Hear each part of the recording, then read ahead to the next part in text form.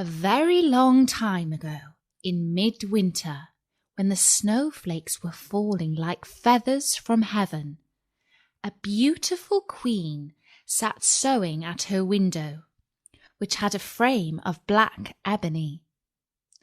As she worked, she looked sometimes at the falling snow, and it happened that she pricked her finger with her needle, so that 3 drops of blood fell upon the snow. The queen said to herself as she looked at it, "Ah me! If only I had a dear little child who had skin as white as the snow, lips as rosy as the blood, and hair as black as the ebony window frame." Soon afterwards she had a little daughter, with skin white as snow, lips rosy as blood, and hair as black as ebony, and she was therefore called Little Snow White. But alas, when the little one was born, the good queen died. A year passed away, and the king took another wife. She was a beautiful woman, but proud and haughty, and she could not bear that anyone else should surpass her in beauty. She had a mirror, and when she stood in front of it and asked, "Mirror, mirror upon the wall, who is the fairest of us all?" the mirror answered, "Thou, O Queen, art the fairest of all." And the queen was contented, because she knew the mirror could speak nothing but the truth. But as time passed on, little Snow White grew more and more beautiful, until when she was 7 years old, she was as lovely as the bright day, and still more lovely than the queen herself, so that when the lady one day asked her mirror, "Mirror, mirror upon the wall, who is the fairest of us all?"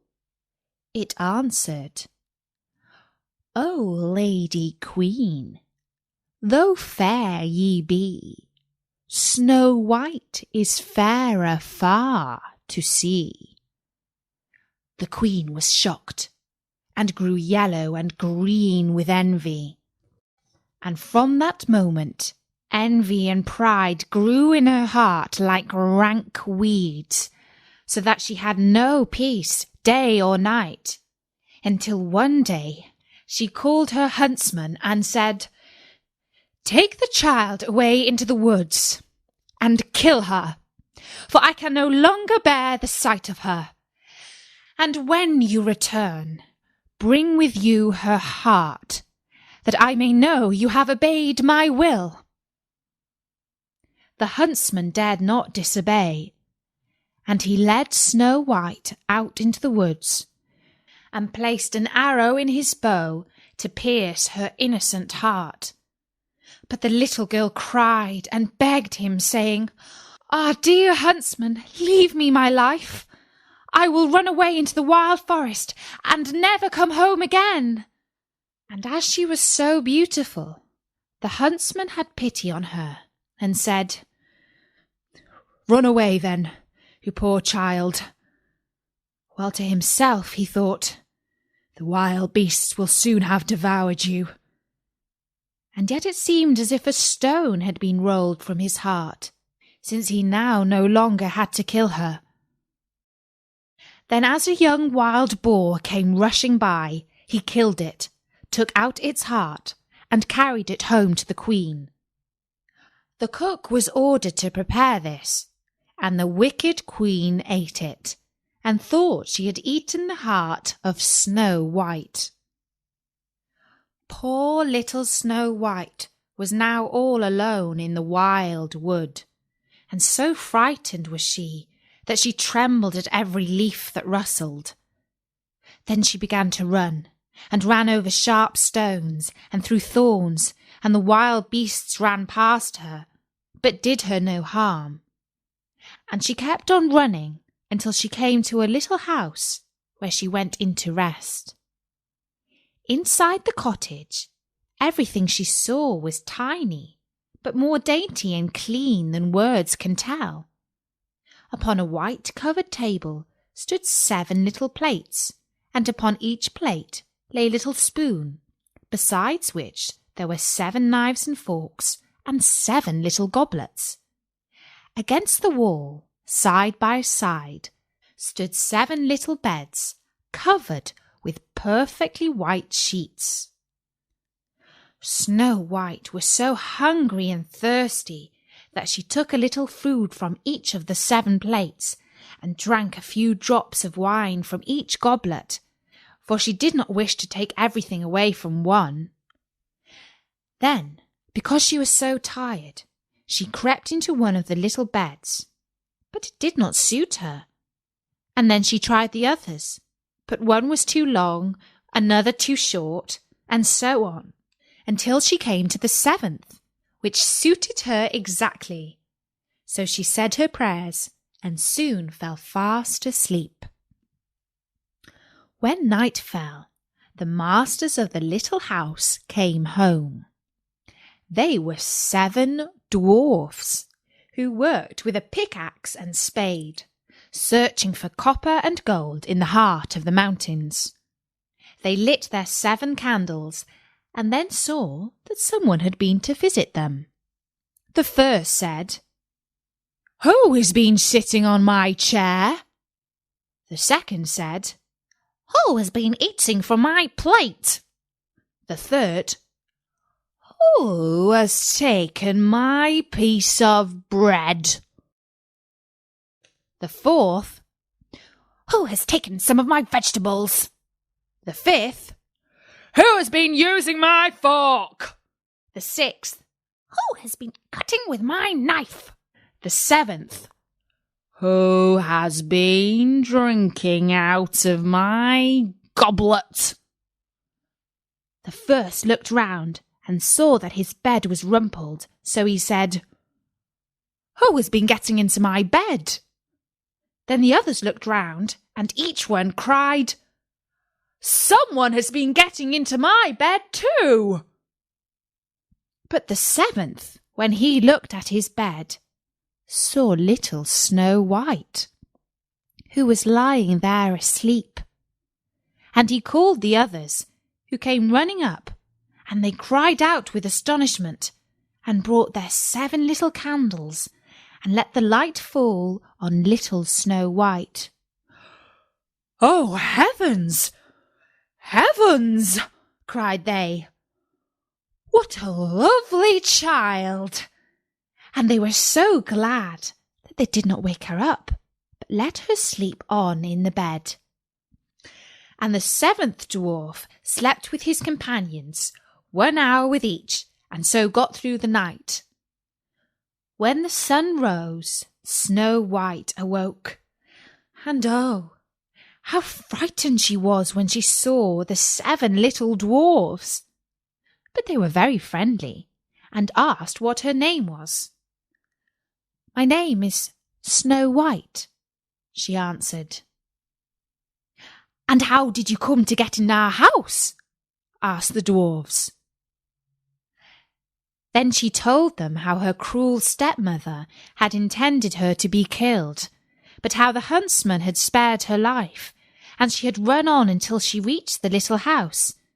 And the dwarf said, "If you will take care of our house, cook for us, and make the beds, wash, mend, and knit, and keep everything neat and tidy and clean, then you may stay with us, and you shall lack for nothing." "Yes," answered Snow White, "with all my heart." And so she stayed. She kept the house neat and clean for the dwarfs, who went off early in the morning to search for copper and gold in the mountains, and who expected their meal to be standing ready for them when they returned at night. All day long Snow White was alone, and the good little dwarfs warned her to be careful to let no one into the house. "For," said they, Your stepmother will soon discover that you're living here." The Queen, believing, of course, that Snow White was dead, and that she had eaten her heart, and that therefore she was again the most beautiful lady in the land, went to her mirror and said, "Mirror, mirror, upon the wall, who is the fairest of us all?" Then the mirror answered, "O Lady Queen, though fair ye be, Snow White is fairer far to see. Over the hills and far away, she dwells with 7 dwarfs today." How angry she was, for she knew that the mirror spoke only the truth, and that the huntsman must have deceived her. She thought and thought how she might kill Snow White, for she knew she would have neither rest nor peace until she really was the most beautiful lady in the land. At length she decided what to do. She painted her face and dressed herself like an old peddler woman, so that no one could recognize her, and in this disguise she climbed the 7 mountains that lay between her and the dwarf's house, and she knocked at their door and cried, "Pretty things to sell, very cheap, very cheap." Snow White peeped from the window and said, "Good day, good wife, and what are your wares?" "All sorts of pretty things, my dear," answered the woman. "Silk and laces of every colour," and she held up a bright-coloured one made of pleated silks. "Surely I might let this honest old woman come in," thought Snow White, and unbolted the door and bought the pretty lace. "Dear, dear, what a sight for sore eyes you are, child," said the old woman. "Come, let me lace you properly for once." Snow White had no suspicious thoughts, so she placed herself in front of the old woman that she might fasten her dress with her new silk lace. But immediately the wicked creature laced her bodice so tightly that she could not breathe, and she fell down upon the ground as though she were dead. "Now," said the Queen, "I am once more the most beautiful lady in all the land." When the dwarfs came home, they were very grieved to find their dear little Snow White lying upon the ground as though she were dead. They lifted her gently, and seeing that she was too tightly laced, they cut the silken cord, where she drew a long breath, and then gradually came back to life. When the dwarfs heard all that had happened, they said, "The peddler woman was certainly the wicked queen. Now take care in future that you open the door to none when we are not with you." The wicked queen had no sooner reached home than she went to her mirror and said, "Mirror, mirror, upon the wall, who is the fairest of us all?" And the mirror answered as before, "O Lady Queen, though fair ye be, Snow White is fairer far to see. Over the hills and far away, she dwells with 7 dwarfs today." The blood rushed to her face as she heard these words, for she knew that Snow White must have come to life again. "But I will manage to put an end to her yet," she said. And then, by using her witchcraft, she made a poisonous comb. Again she disguised herself, climbed the 7 mountains, and knocked at the door of the 7 dwarfs' cottage, crying, "Pretty little things to sell, very cheap today." Snow White looked out of the window and said, "Go away, good woman, for I dare not let you in." "Surely you can look at my goods," answered the woman, and held up the poisonous comb, which pleased Snow White so well that she opened the door and bought it. "Come, let me comb your hair in the newest way," said the woman, and the poor unsuspicious child let her have her way. But no sooner did the comb touch her hair than the poison began to work, and she fell fainting to the ground.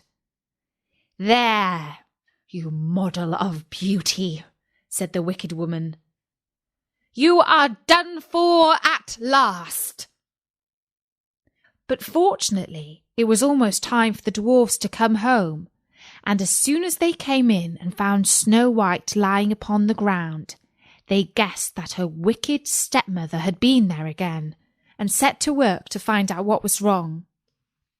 They soon saw the poisonous comb and drew it out of her hair, and almost immediately Snow White began to recover and told them what had happened. Once more they warned her to be on her guard and to open the door to no one. When the Queen reached home, she went straight to the mirror and said, "Mirror, mirror on the wall, who is the fairest of us all?"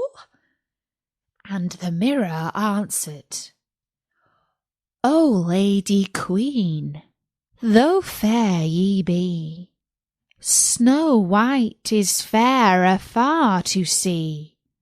Over the hills and far away she dwells with 7 dwarfs today." When the Queen heard these words, she shook with rage. "Snow White shall die," she cried, "even if it costs me my own life."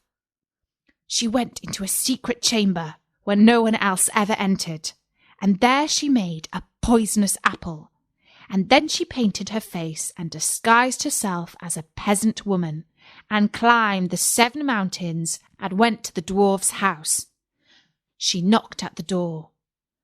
Snow White put her head out of the window and said, "I must not let anyone in. The 7 dwarfs have forbidden me to do so." "It's all the same to me," answered the peasant woman. "I shall soon get rid of these fine apples. But before I go, I'll make you a present of one." "Oh no," said Snow White, "for I must not take it." "Surely you are not afraid of poison?" said the woman. "See, I will cut one in 2. The rosy cheek you shall take, and the white cheek I will eat myself." Now, the apple had been so cleverly made that only the rose cheek side contained the poison. Snow White longed for the delicious-looking fruit, and when she saw that the woman ate half of it, she thought there could be no danger, and stretched out her hand and took the other part. But no sooner had she tasted it than she fell down dead. The wicked Queen laughed out loud with joy as she gazed at her. "White as snow, red as blood, black as ebony. This time the dwarfs cannot take you." And she went straight home and asked her mirror, "Mirror, mirror upon the wall, who is the fairest of us all?" And at length it answered, "Thou, O Queen, art fairest of all." So her envious heart had peace at last, as much as an envious heart can have peace. When the little dwarfs came home at night, they found Snow White lying upon the ground. No breath came from her parted lips, for she was dead. They lifted her tenderly and sought for some poisonous object which might have caused the mischief, and laced her frock, combed her hair, and washed her with wine and water, but all in vain. Dead she was, and dead she remained. They laid her upon a bier, and all 7 of them sat round it, and wept as though their hearts would break, for 3 whole days. When the time came that she should be laid in the ground, they could not bear to part from her. Her pretty little cheeks were still rosy red, and she looked just as though she was still living. "We cannot hide her away in the dark earth," said the dwarfs.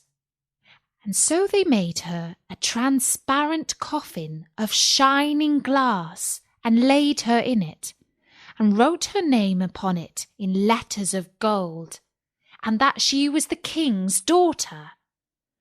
Then they put the coffin out upon the mountain top, and one of them always stayed by it and watched it. And birds came too, and wept for Snow White, first an owl, then a raven, and last a dove. For a long, long time, little Snow White lay in the coffin, but she did not change.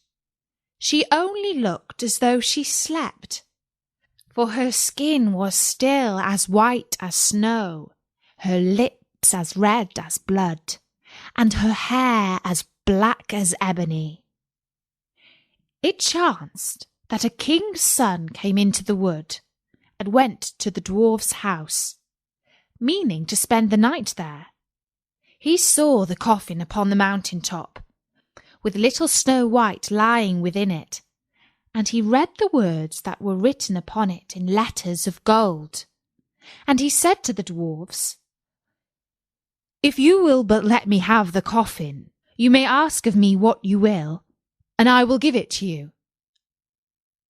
But the dwarfs answered, "We would not sell it for all the gold in the world." Then said the prince, "Let me have it as a gift, I pray you, for I cannot live without seeing little Snow White, and I will prize your gift as the dearest of my possessions." The good little dwarfs pitied him when they heard these words, and so gave him the coffin. The king's son then bade his servants place it upon their shoulders and carry it away. But as they went, they stumbled over the stump of a tree, and the violent shaking shook the piece of poisonous apple which had lodged in Snow White's throat out again, so that she opened her eyes, raised the lid of the coffin, and sat up alive once more. "Where am I?" she cried.